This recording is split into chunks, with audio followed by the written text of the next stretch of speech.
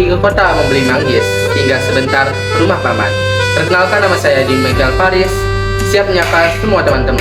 Gurindam 12 pasal 8. Barang siapa khianat akan dirinya, apalagi kepada lainnya, kepada dirinya ia dianiaya, orang itu jangan engkau percaya. Lidah yang suka membenarkan dirinya daripada memuji diri, hendaklah sabar, biar daripada orang datangnya kabar.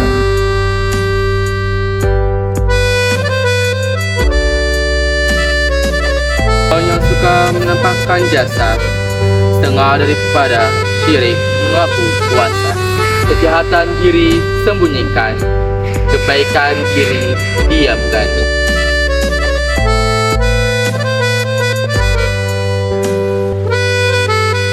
Kaiban orang jangan dibuka, kaiban diri hendaklah sangka.